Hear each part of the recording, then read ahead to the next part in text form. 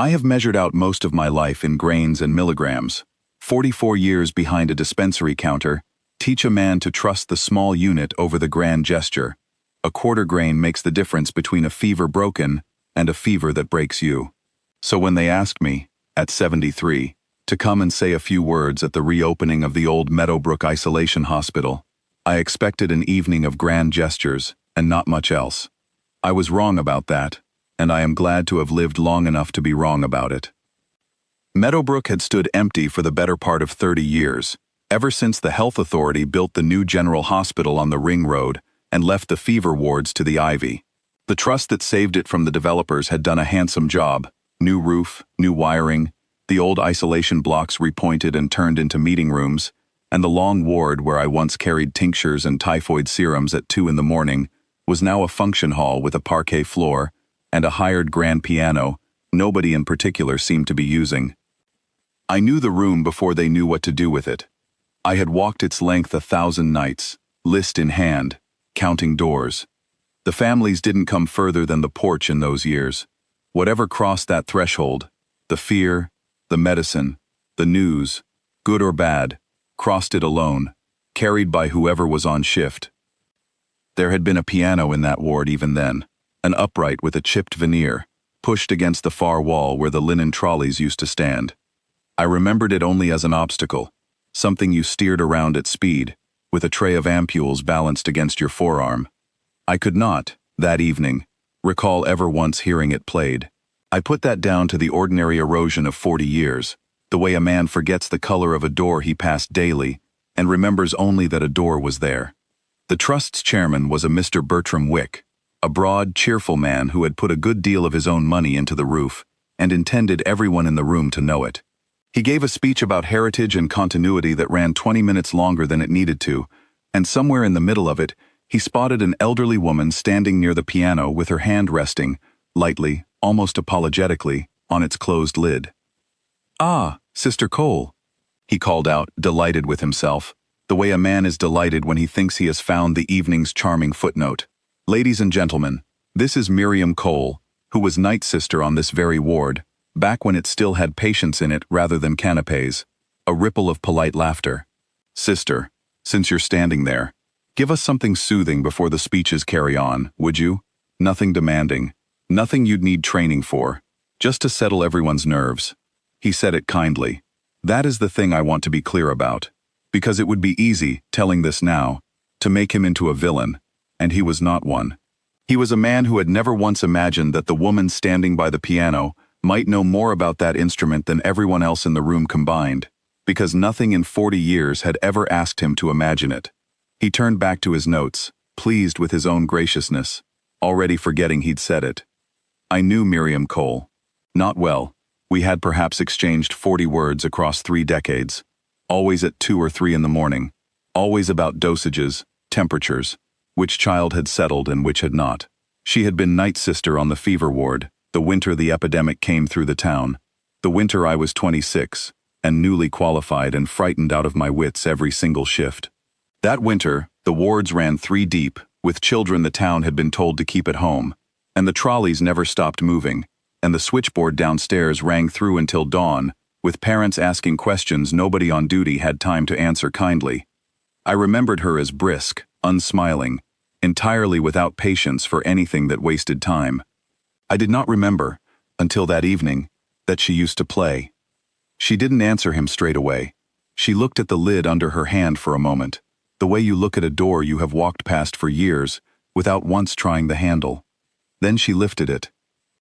The guests went on with their champagne and their conversation, expecting, I think, a few bars of something to fill a gap, a party trick, over inside a minute, background enough to talk across.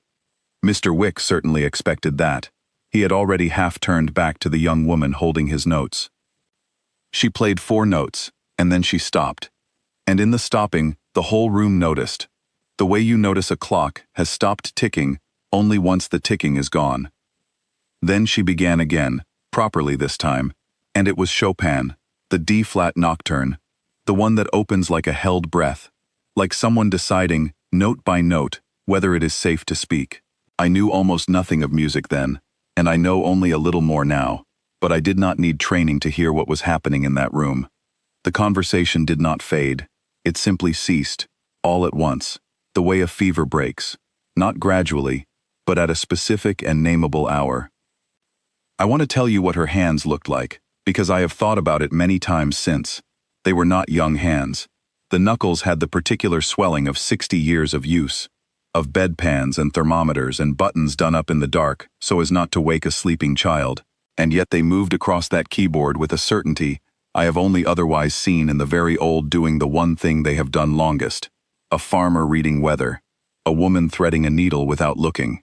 Her hands knew the distance between one key and the next, the way my own hands used to know, without counting, the weight of a full grain against an empty scale. The nocturne rose the way fever rises. There is a passage in the middle of it. I did not know its name that night. I only knew its effect, where the melody seems to lose its nerve and falter, dropping into a lower register, uncertain, circling. I sat very still in my chair. I was not thinking of music. I was thinking of a corridor at 3 a.m, and a child's temperature chart with too many black marks close together, and Sister Cole's voice, flat and steady, telling me which serum and how much, never once letting the flatness crack, because a wavering voice was the one thing that Ward could not afford. I understood, sitting there, why the melody circled the way it did before it found its way home.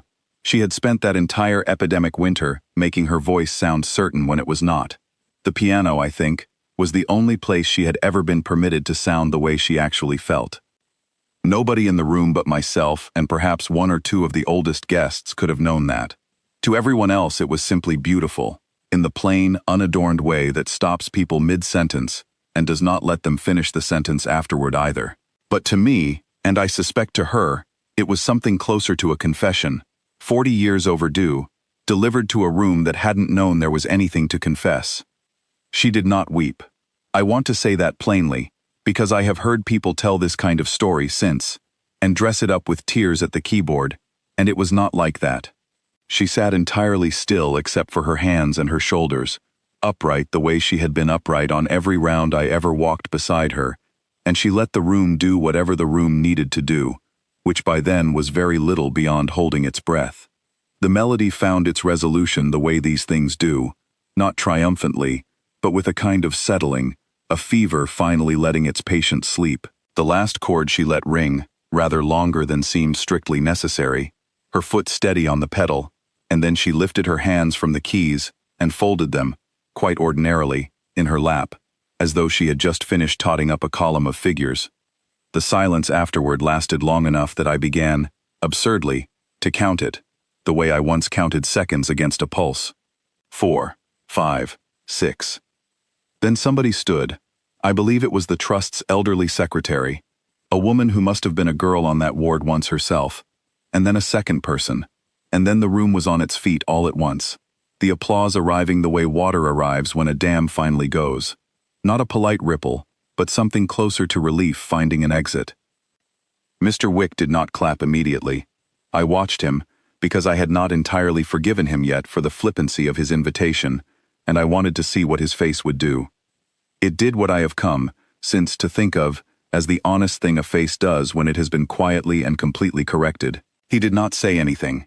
He set his folded notes down on the lectern, and did not pick them back up for the rest of the evening. When he did finally cross the room to her, he did not offer an apology in words. He simply held out his hand, the way you offer a hand to someone you have suddenly, and rather late, understood to be your equal, and she took it, and that was the whole of it. No speech, no grand gesture, just that. I went to her myself, afterward, while the room was still finding its composure. I told her I remembered her from the ward. She looked at me for a long moment. I am not sure whether she placed my face exactly, 40-odd years, and a great deal of white hair having come between us. And then she said, "You were the young pharmacist. You always came at the same hour, 2:30. I told her I hadn't known she played.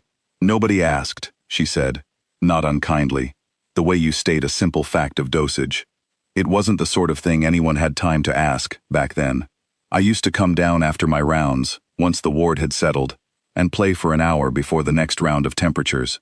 It kept my hand steady for the needles." She glanced toward the piano. I hadn't touched one since they closed this place. 30 years. I didn't think I'd remember it. You remembered it, I said. The hands remember, she said, whether you ask them to or not. I have turned that over many times since that evening, the way I once turned over a difficult prescription, looking for the interaction nobody else had caught.